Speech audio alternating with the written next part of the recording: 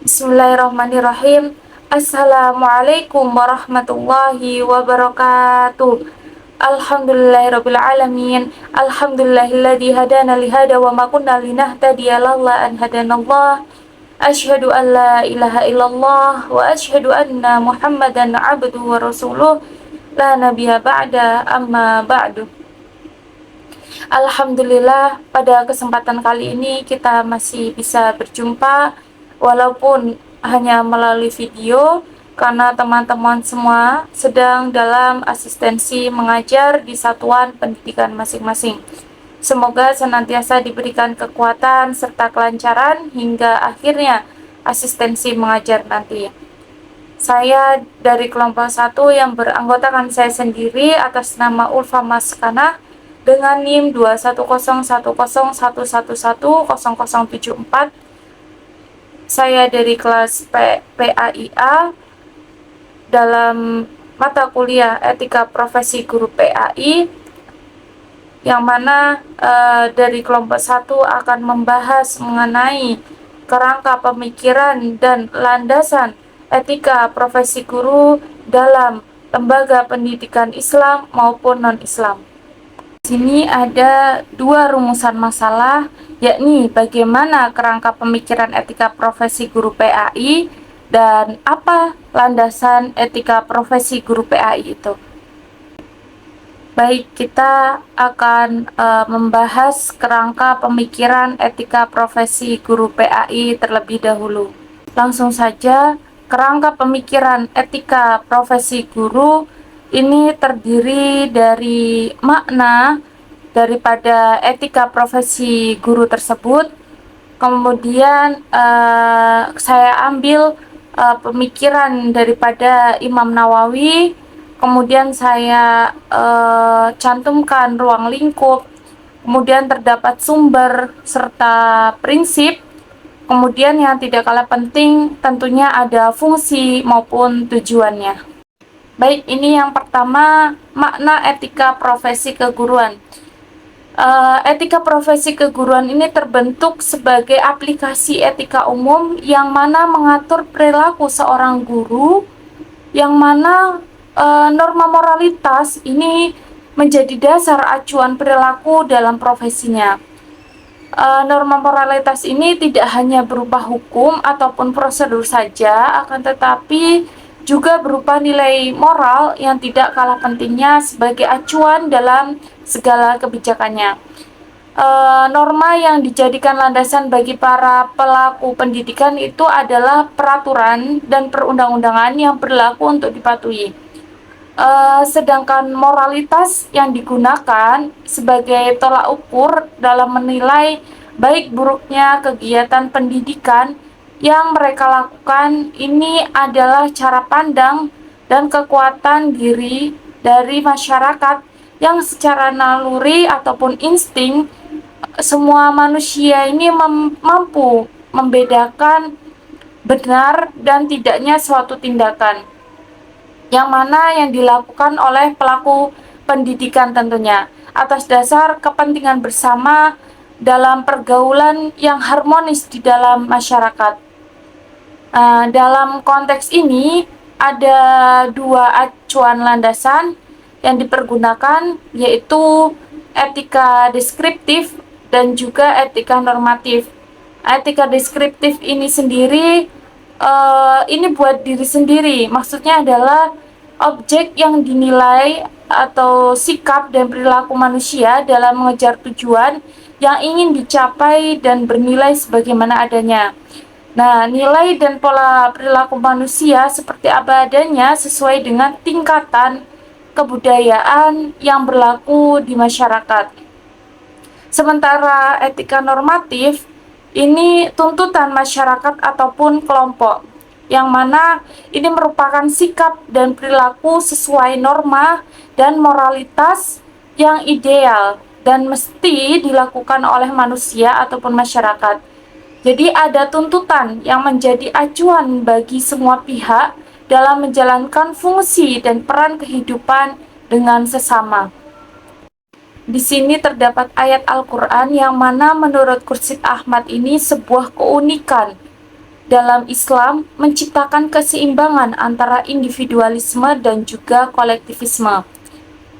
Nah, untuk yang individual ini agama Islam ini percaya akan kepribadian individu. Dan setiap individu ini secara pribadi akan bertanggung jawab kepada Allah Subhanahu wa taala.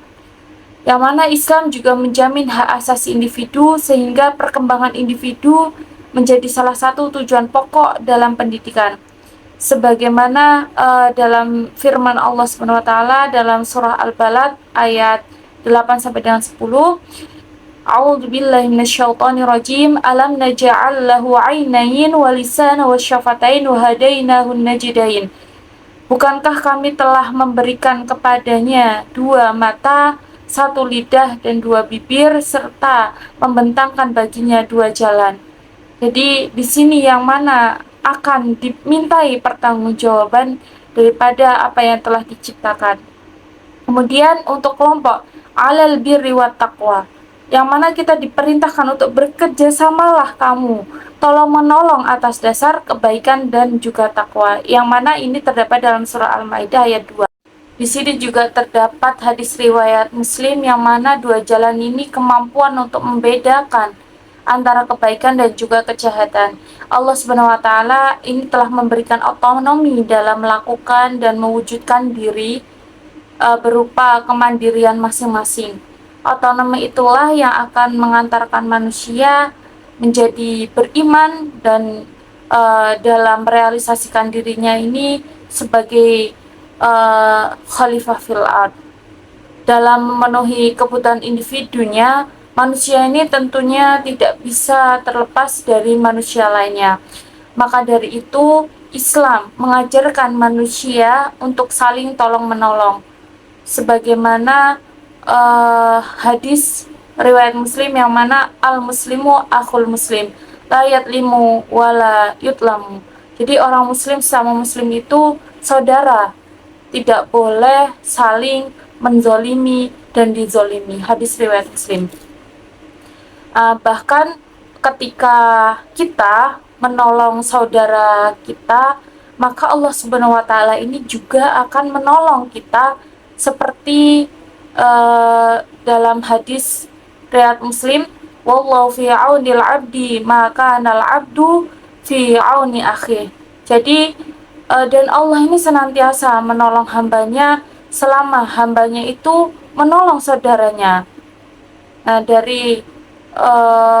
maka dari itu, dari kedua hadis tersebut kita itu tahu bahwa Allah memerintahkan kepada manusia untuk mengembangkan keseimbangan antara individu maupun kehidupan sosial bermasyarakatnya. Justru dengan keseimbangan tersebut ini akan nampak kualitas pribadinya sebagai seorang muslim. Nah, untuk mewujudkan individualitas dan juga sosialitas tersebut ini, maka seorang guru tentunya harus mempunyai pandangan yang luas. Guru senantiasa harus menampilkan bukan saja keterampilan teknis, akan tapi juga refleksi filosofis melalui penghayatan terhadap diri sendiri dan pergaulan dengan semua golongan masyarakat. Serta tidak kalah pentingnya, seorang guru itu juga harus aktif berperan serta dalam masyarakat supaya kehadiran seorang pendidik ini tidak menjadikan dirinya ini terlepas dari lingkungan yang mengitarinya. Selanjutnya ada etika profesi guru PAI menurut Imam Nawawi, yang mana meskipun gagasannya ini muncul sebagai pegangan bagi guru di masanya, namun seorang pendidik Islam, tentunya guru PAI sendiri, itu tetap dapat menerapkan pemikirannya yang sesuai dengan kebutuhan pendidikan pada saat ini. Ia harus mampu memahami persoalan pendidikan yang semakin kompleks dan banyak bermunculan pada saat ini. Nah, guru ini dituntut untuk memahami khazanah pendidikan Islam yang luas dalam rangka memelihara keberkahannya sebagai seorang guru yang mengajarkan mata pelajaran yang mulia dan suci. Nah, atas dasar itulah yang mana ia pun dituntut untuk bisa menerapkan gagasan Imam Nawawi yang mana ini sangat penting sehingga bisa berperan memberikan suatu solusi atas permasalahan pendidikan yang tentunya sedang dihadapi pada saat ini. Ini juga dapat meningkatkan profesionalitasnya sebagai guru PAI tersebut. Nah, untuk mencapai profesionalitasnya tadi, maka kita mengambil pemikiran Imam Nawawi yang mana terdapat urgensi di sini terdapat dua, yakni yang berkenaan dengan tantangan pendidikan modern yang mana tentunya harus niat yang ikhlas. Kemudian yang kedua ini berkenaan dengan profesi yang mana merupakan sikap peduli terhadap murid itu sendiri. Nah, untuk berkenaan dengan profesi ini, seorang guru ini tentunya harus memiliki kepribadian yang penuh kasih sayang terhadap murid. Kemudian juga seorang guru ini harus mampu menguasai metode pembelajaran yang tentunya ini harus sesuai dengan tuntutan zaman. Tidak kalah pentingnya, menjadi seorang guru ini harus memiliki pribadi yang disenangi murid-muridnya. Tentunya harus dekat dengan muridnya dan peduli terhadap masa depan para peserta didik. Nah, untuk yang berkenaan dengan tantangan modern, ini diniatkan tulus ikhlas oleh seorang guru yang mana aktivitas pendidikan ini akan diberkahi oleh Allah Subhanahu wa taala, kemudian dapat menjalankan amanah profesinya ini dengan baik, kemudian juga mampu untuk melakukannya dengan totalitas dan penuh tanggung jawab sehingga mencapai keberhasilannya dalam transfer of value. Nah, untuk seorang guru PAI ini memiliki personifikasi keislaman yang baik yang diwujudkan dalam bentuk pribadi yang etis. Yang mana tadi yang pertama harus niat yang ikhlas, yang kedua harus memiliki sikap peduli terhadap peserta didik itu sendiri. Selanjutnya yang ketiga ada ruang lingkup mengenai etika profesi guru itu sendiri. Nah, peranan profesi guru ini dalam keseluruhan program pendidikan di sekolah ini diwujudkan untuk mencapai tujuan pendidikan yang berupa perkembangan siswa tentunya secara optimal. Nah, untuk hal tersebut maka peranan profesional itu mencakup 3 bidang layanan, yakni yang pertama adanya layanan instruksional, kemudian layanan administrasi, dan juga layanan bantuan akademik sosial pribadi. Nah, langsung saja yang pertama layanan administrasi. Hal ini pendidikan itu digunakan oleh guru untuk mendesain kurikulum agar materi yang diberikan kepada siswa ini terstruktur dan tidak acak-acakan. Nah, biasanya ini disebut juga dengan administrasi pendidikan. Contohnya penggunaannya yaitu pada rancangan pelaksanaan pembelajaran ataupun RPP, bisa juga silabus, absen, bisa juga evaluasi, yakni cara-cara memberikan penilaian yang terkait dengan pengelolaan instruksional. Nah, layanan administrasi ini lebih banyak dilaksanakan di luar kelas daripada di dalam kelas. Masih banyak lagi seperti modul ajar untuk kurikulum merdeka ini dan lain sebagainya. Kemudian yang kedua ada layanan instruksional, yang mana layanan instruksional ini berkaitan dengan kegiatan pembelajaran. Nah, dalam kegiatan pembelajaran ini uh, yang akan disampaikan ini kan adalah kurikulum ilmu pengetahuan. Jadi sebelum melaksanakan kegiatan pembelajaran, maka seorang guru ini harus berpedoman kepada kurikulum. Nah, kewajiban guru ini adalah mengembangkan kurikulum yang ada. Jika tidak, siswa ini akan miskin akan ilmu pengetahuannya. Yang ketiga ini ada layanan bantuan. Layanan bantuan ini diberikan oleh seorang guru terkait dengan proses kegiatan pembelajaran dan juga terkait dengan persoalan-persoalan pribadi. Nah, dalam proses kegiatan pembelajaran ini, contohnya semisal saat siswa ini tidak mengerti dengan apa yang dijelaskan oleh seorang guru, maka tentunya di sini guru memiliki kewajiban untuk mengulang kembali, yang mana sampai seorang peserta didik itu benar-benar mengerti apa yang disampaikan oleh guru tersebut. Nah, terkait dengan bantuan terhadap masalah pribadi itu sendiri, misalnya ketika masalah-masalah dalam belajar, nah maka hal ini tentunya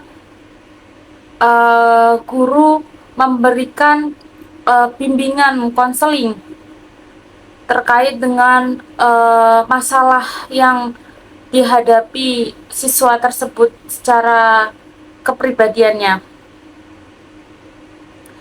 Nah, sebagai guru yang mana guru PAI walaupun bukan guru BK ataupun seorang guru mata pelajaran, ini juga tentunya harus mampu memahami psikis ataupun keadaan kepribadian peserta didik itu sendiri.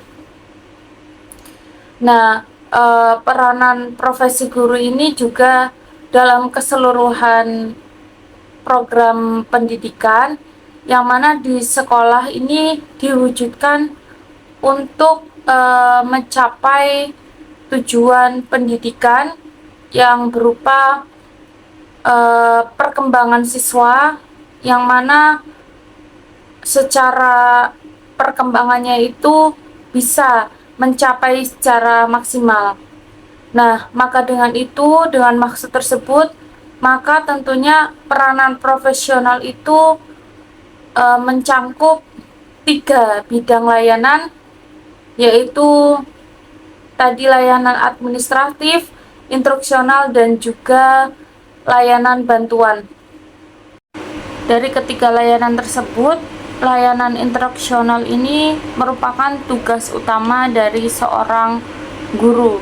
Sementara layanan administrasinya dan juga layanan bantuan ini hanya berupa pendukung saja. Sebenarnya teman-teman, itu secara kontekstual ruang lingkup profesi guru ini terdapat 3 ruang lingkup, yang mana mencakup profesinya, kemudian sosialnya, dan juga kepribadiannya. Nah, untuk mengenai kemampuan profesionalnya itu sendiri, seorang guru ini harus mampu menguasai materi pelajaran yang terdiri atas penguasaan bahan yang harus diajarkan. Kemudian konsep-konsep dasar keilmuan dari bahan-bahan tersebut itu juga harus dikuasai. Kemudian seorang guru juga harus mampu menguasai dan menghayati atas wawasan dan landasan kependidikan dan keguruan itu. Kemudian seorang guru secara profesionalnya itu juga harus menguasai proses-proses pendidikan dan juga proses dalam kegiatan pembelajaran. Sementara untuk kemampuan sosialnya seorang guru ini harus mampu untuk menyesuaikan diri pada tuntutan kerja dengan lingkungan sekitar pada waktu membawakan tugasnya sebagai seorang guru. Jadi seorang guru ini selain mampu membawa profesinya, dia juga harus mampu berbaur dengan masyarakat sekitar. Kemudian untuk kemampuan secara pribadinya, seorang guru tentunya yang pertama, seorang guru ini harus berpenampilan ataupun bersikap yang positif terhadap keseluruhan eh, penampilannya dan terhadap keseluruhan situasi pendidikan beserta unsur-unsurnya gitu. Jadi seorang guru ini harus memiliki sikap dan aura positif. Selain itu, seorang guru ini harus memiliki pemahaman dan juga penghayatan yang mana seyogyanya ini seorang guru ini kan akan dianut oleh para peserta didiknya gitu. Nah, dari bagian-bagian itu maka dapat dikatakan bahwa tugas seorang guru ini ada 3 bagian, ada 3 ruang lingkup yang mana seorang guru ini harus memikirkan profesinya, harus memikirkan masyarakat. Selanjutnya yakni sumber etika profesi guru. Untuk menjadi acuan perilaku ini, etika ini memiliki sumber, yakni pada norma-norma moral yang berlaku. Kemudian sumber yang paling mendasar ini tentunya adalah agama, yang mana menjadi keyakinan yang paling asasi. Selanjutnya ialah filsafat hidup. Di negara kita ini falsafahnya ialah Pancasila, yang mana seorang guru ini ya harus etikanya ini bersumber pada nilai-nilai yang terkandung dalam sila-sila Pancasila tersebut. Nah, selanjutnya terdapat budaya masyarakat, yang mana ini menjadi suatu kebiasaan di masyarakat, ini menjadi sumber etika dalam profesi guru tentunya. Nah, selanjutnya selain itu juga namanya seorang guru ini sudah profesional, maka tentunya disiplin ilmu dan juga profesi ini dijadikan suatu sumber dalam etika profesi guru. Dalam dunia kerja, etika ini sangat diperlukan sebagai landasan perilaku kerja para guru dan juga tenaga kependidikan lainnya. Dengan etika ini, maka suasana dan kualitas kerja ini dapat diwujudkan sehingga menghasilkan kualitas pribadi dan kinerja yang efektif, efisien, dan juga produktif tentunya. Nah, untuk karena kode etik ini merupakan suatu kesepakatan bersama, maka dari itu seorang anggota suatu profesi ini tentunya memiliki kesepakatan antara anggota lainnya, yang mana tentunya ini biasanya dibentuk dalam suatu organisasi. Seperti ketika guru, maka ini dibentuk dalam wadah, yaitu PGRI ataupun Persatuan Guru Republik Indonesia, yang mana di situ diatur etika, seyogyanya etika profesi guru yang seharusnya dilaksanakan. Selanjutnya dalam kerangka pemikiran ini terdapat prinsip-prinsip etika profesi guru. Tentunya ini terbagi menjadi prinsip umum dan juga prinsip dasar. Untuk prinsip umum sendiri, yang pertama ada prinsip tanggung jawab. Ini merupakan suatu prinsip pokok bagi semua kaum profesional. Nah, orang yang profesional ini sudah dengan sendirinya berarti orang yang mampu mengambil tanggung jawab gitu. Nah, bertanggung jawab terhadap pelaksanaannya, pekerjaannya, dan juga terhadap hasilnya tentunya. Nah, maksudnya apa?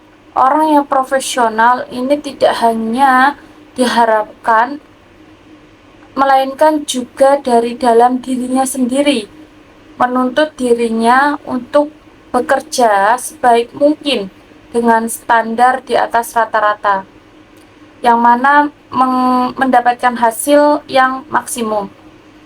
Kemudian yang kedua, terdapat prinsip keadilan. Untuk prinsip keadilan ini menuntut seorang guru supaya mampu menjalankan profesinya sesuai hak dan juga kewajibannya. Jadi tidak merugikan hak dan kepentingan pihak tertentu, khususnya orang-orang yang dilayaninya. Dalam ranah guru tentunya tidak merugikan para peserta didik maupun wali daripada peserta didik itu sendiri. Nah, prinsip ini tuh juga menuntut agar dalam menjalankan profesinya, orang yang profesional ini tidak boleh melakukan diskriminasi terhadap siapapun. Nah, untuk yang ketiga, ini terdapat prinsip otonom, yang mana prinsip ini menuntut para guru terhadap dunia luar agar mereka ini diberikan suatu kebebasan sepenuhnya dalam menjalankan profesinya. Sebenarnya ini merupakan konsekuensi dari hakikat profesi itu sendiri. Yang keempat ini terdapat prinsip integritas, yang mana prinsip integritas ini tentunya ciri-ciri daripada seorang yang profesional ini tentunya memiliki kepribadian yang integritas ataupun integritas pribadi ataupun moral yang tinggi. Kenapa? Karena seorang yang mempunyai komitmen dalam dirinya ini akan menjaga keluhuran profesinya. Selain itu juga mampu menjaga nama baiknya dan juga tentunya kepentingan orang lain dan juga masyarakat. Selain prinsip umum, juga terdapat prinsip dasar. Yang pertama terdapat prinsip universalistik, yang mana prinsip ini bersifat universal tentunya, yaitu maksudnya universal bagi semua orang. Nah, prinsip ini tuh bertolak dari pandangan tentang hakikat manusia itu. Jadi secara filosofis ini dapat dikatakan bahwa seorang manusia ini merupakan makhluk individu yang mana keberadaannya itu tidak terlepas daripada sesamanya dan juga tentunya Tuhan penciptanya. Nah, inti dari manusia itu sendiri adalah kata hati atau conscience yang berfungsi sebagai instansi yang menimbang dan memutuskan apakah sesuatu perbuatan yang dilakukan itu ialah perbuatan baik ataupun buruk, perbuatan itu benar ataupun salah.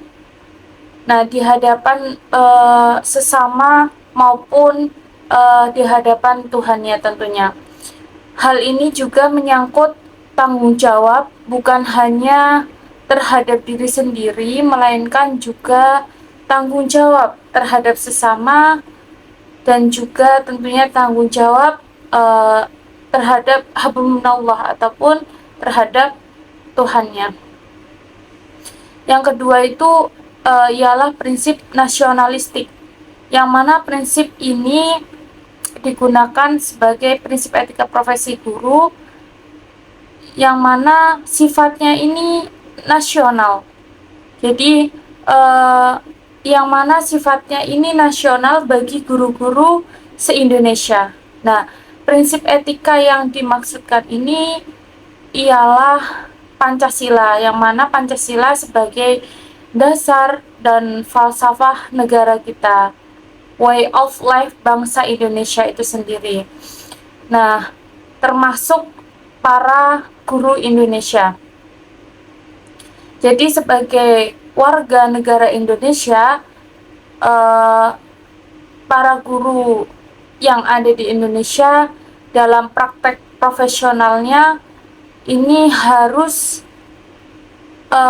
sesuai dengan sila-sila yang tertuang dalam Pancasila. Berbuat ataupun bertindak ini juga harus sesuai dengan sila-sila yang terdapat dalam Pancasila. Selanjutnya terdapat isi daripada etika profesi guru itu sendiri, yaitu yang pertama terdapat Undang-Undang Nomor 8 Tahun 1974, kemudian juga ada Kongres PGRI ke-13, selanjutnya juga dalam Undang-Undang Guru dan juga Dosen UUGD pasal 43.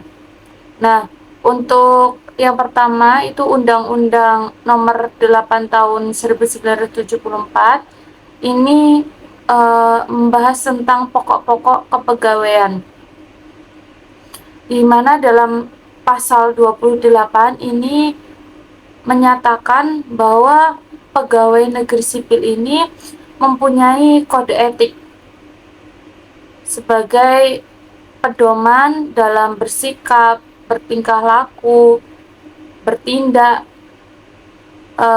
di dalam ataupun di luar kedinasannya. Nah, dalam penjelasan undang-undang ini itu dinyatakan dengan adanya kode etik ini. Nah, para pegawai negeri sipil ini merupakan sebagai aparatur negara ataupun abdi negara dan juga abdi masyarakat.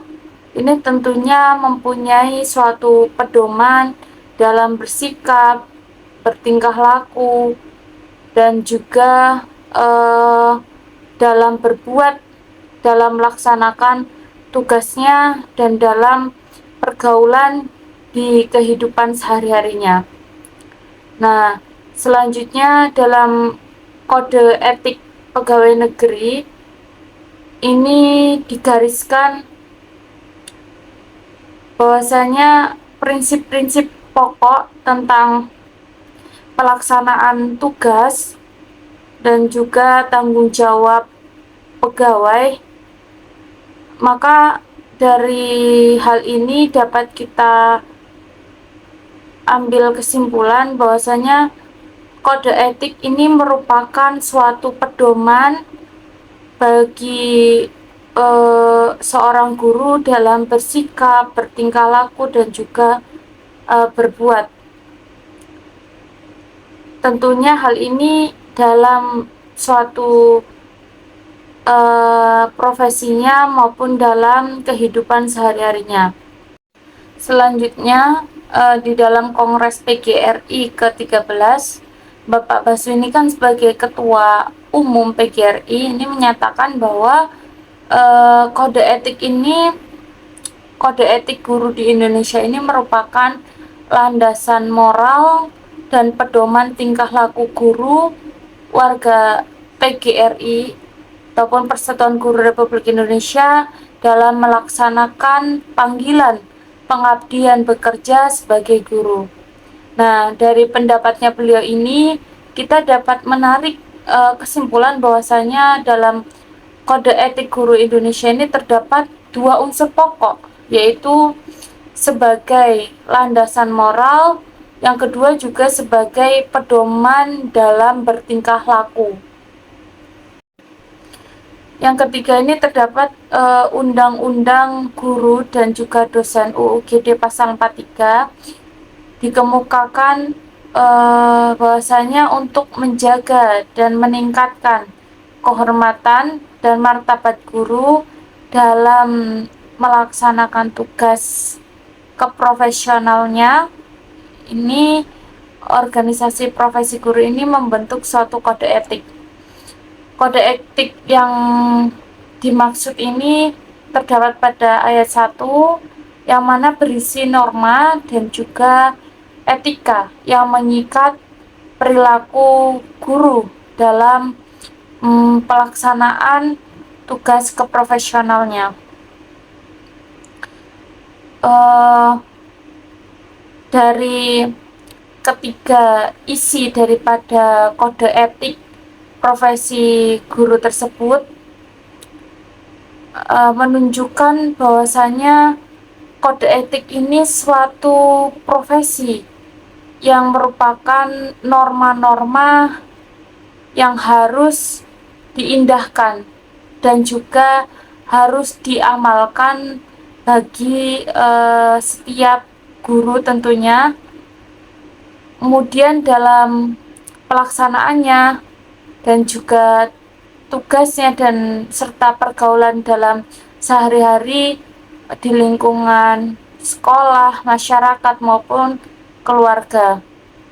Nah, norma-norma tersebut ini berisi petunjuk-petunjuk bagaimana mereka melaksanakan profesinya dan juga larangan-larangan tentang apa yang tidak boleh dilakukan ataupun diperbuat bagi seorang guru.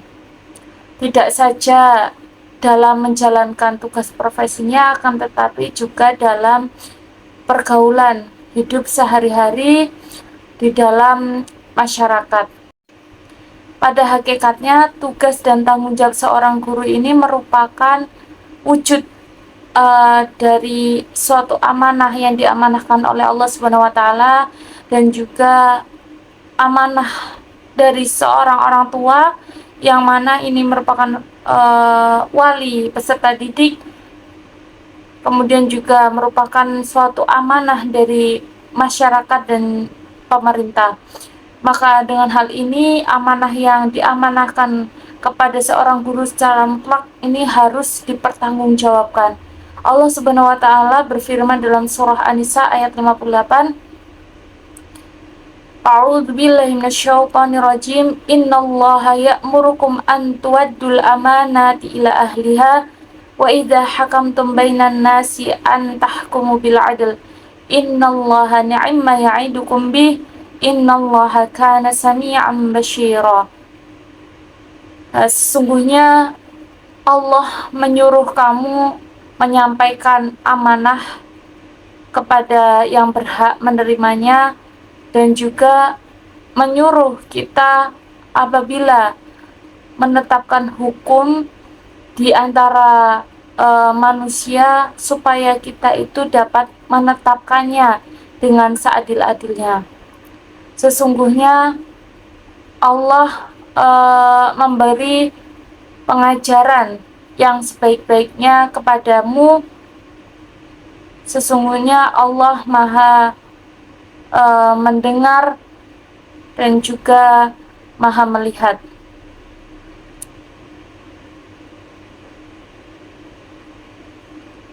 Nah, untuk memenuhi amanah tersebut, tentunya seorang guru ini harus memiliki etika ataupun kode etik. Ya, ini yang pertama, seorang guru ini secara keilmuan itu seorang guru harus memiliki ilmu yang memadai. Guru harus memiliki ijazah sebagai bukti profesionalnya bahwa ia telah memiliki ilmu pengetahuan uh, dan juga kesanggupan untuk mentransfer ataupun transfer ke knowledge pada peserta didik. Kemudian seorang guru ini juga harus memiliki sehat secara jasmani dan juga rohaninya, yang mana tentunya ini menjadi suatu syarat bagi seorang guru melakukan suatu pekerjaannya. Selain sehat jasmani dan rohani, seorang guru ini juga harus memiliki perilaku yang baik, karena budi pekerti seorang guru ini sangat penting dalam pendidikan akhlak peserta didik. Jadi guru yang menjadi teladan bagi peserta didiknya, karena guru ini digugu dan ditiru. Jadi seorang guru ya tentunya harus memiliki perilaku yang baik, karena nanti seorang peserta didik ini akan mengikuti apa yang dilakukan oleh gurunya. Selanjutnya terdapat fungsi dan tujuan daripada etika profesi guru PAI tersebut. Nah, fungsi daripada etika profesi guru ini yaitu sebagai pedoman bagi semua anggota guru mengenai prinsip dan juga profesionalitas yang ditetapkan. Jadi sebagai alat kontrol sosial bagi masyarakat umum terhadap suatu profesi tertentu. Jadi kode etik ataupun etika profesi ini sebagai sarana untuk mencegah campur tangan dari pihak lain di luar organisasi. Jadi terkait hubungan etika dalam keanggotaan suatu profesi. Jadi supaya dapat melindungi suatu profesi itu sendiri dan juga mengangkat kehormatan daripada profesi guru tersebut. Selain fungsi juga terdapat tujuan daripada kode etik profesi guru tersebut. Yang pertama yaitu menjunjung tinggi martabat profesi. Jadi kode etik dapat menjaga pandangan dan juga kesan pihak luar ataupun masyarakat agar mereka ini tidak memandang rendah terhadap profesi yang bersangkutan. Nah, oleh karena itu setiap kode etik ataupun setiap kode etik profesi ini akan melarang berbagai bentuk tindak tanduk atau kelakuan anggota yang mana dapat mencemarkan nama baik profesi. Yang selanjutnya dapat menjaga dan memelihara kesejahteraan para anggotanya. Jadi kesejahteraan ini tuh mencangkup lahir maupun batin. Nah, kode etik umumnya ini memuat larangan untuk melakukan perbuatan-perbuatan yang merugikan kesejahteraan. Jadi para anggotanya ini misalnya menetapkan tarif minimum dalam honorer. Nah, jika terdapat tarif yang lebih rendah daripada standarnya, maka akan menimbulkan akan mendapat anggapan yang tercela, karena ini dapat merugikan rekan profesinya. Nah,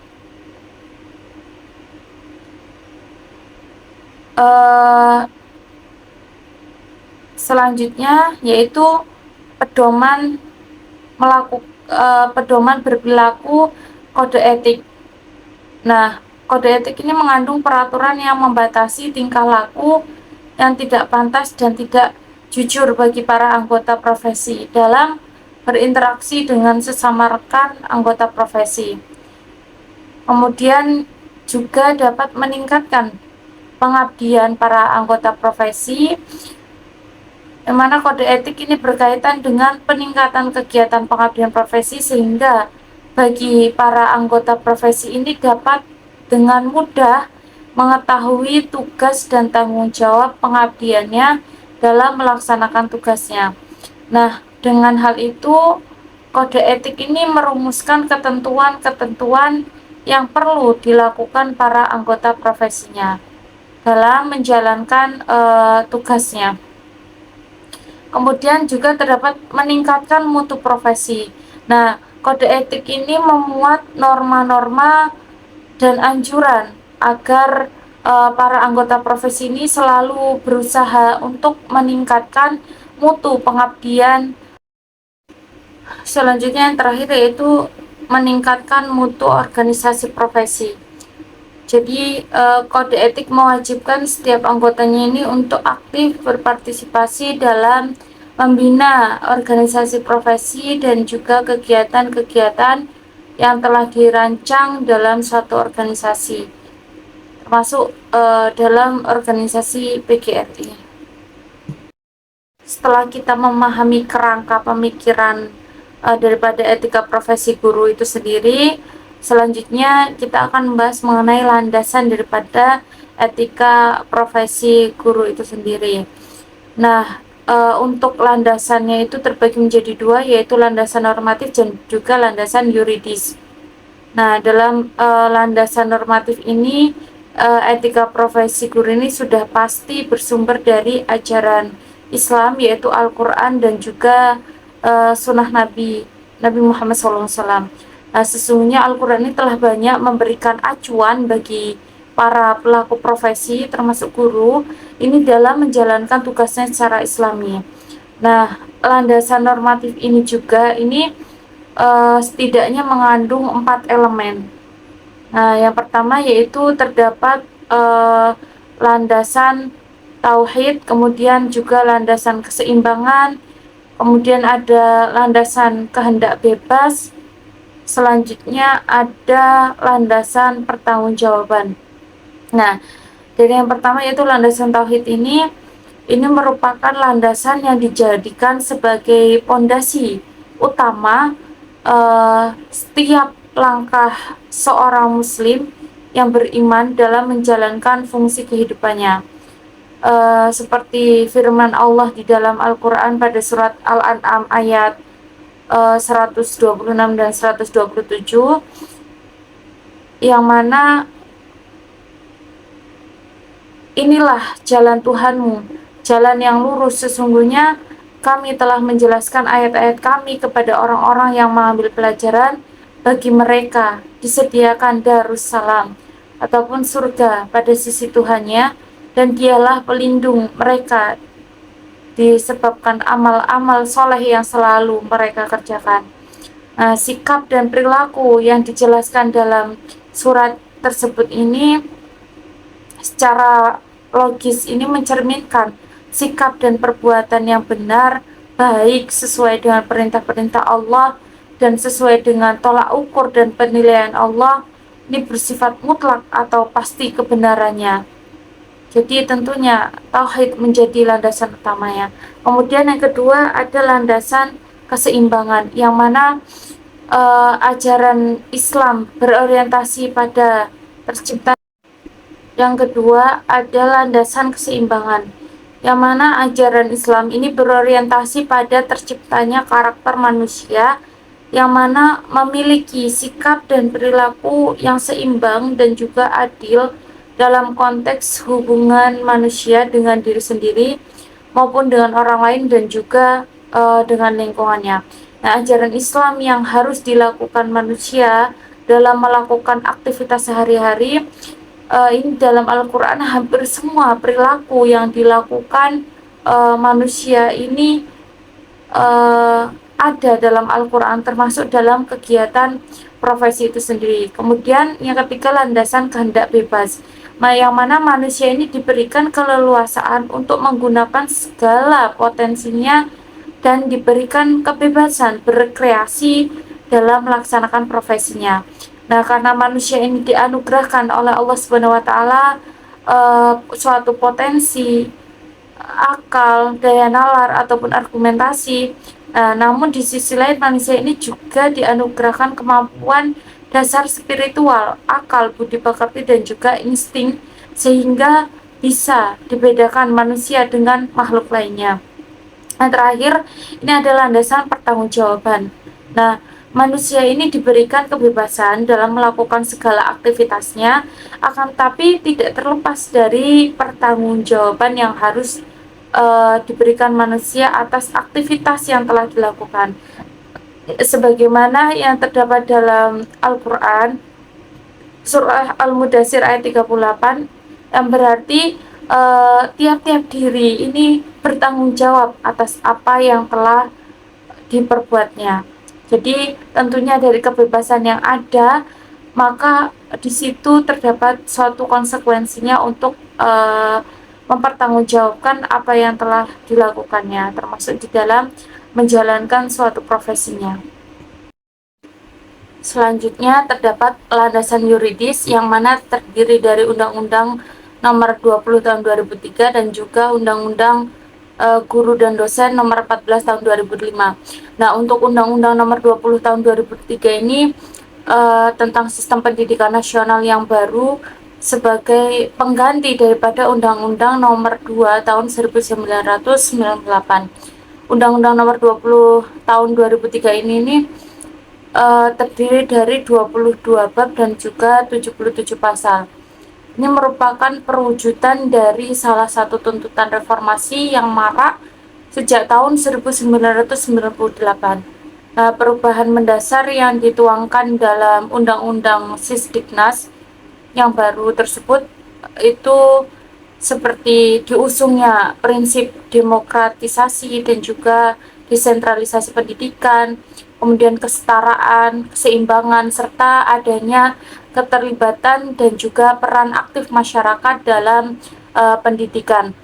Nah, dalam bab 11 pasal 39 sampai pasal 44 ini dijelaskan bahwa tugas pendidik pada intinya ini adalah melaksanakan pembelajaran dan juga tenaga pendidik ini bertugas dalam kegiatan administrasi. Nah, selanjutnya dijelaskan pula mengenai hak dan juga kewajiban dari pendidik dan juga tenaga kependidikan. Pendidik dan tenaga kependidikan di sini ini ditempatkan berdasarkan kebutuhan satuan pendidikan. Melihat dari kebutuhan daerah di mana di sini pemerintah memfasilitasi segala keperluan dari pendidik dan tenaga kependidikan. Dengan pendanaan yang memadai tersebut ini diharapkan dapat meningkatkan mutu pendidikan di Indonesia.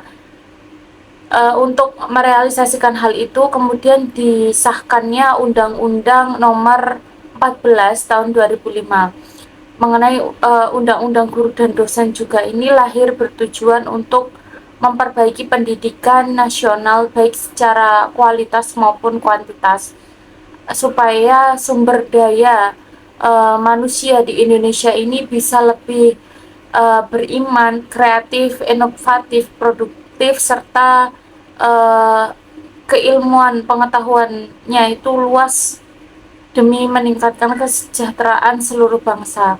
Jadi perbaikan mutu pendidikan nasional yang dimaksud ini meliputi sistem pendidikan nasional, kualifikasi serta kompetensi guru dan dosen, kemudian juga standar kurikulum yang digunakan serta masih banyak lainnya.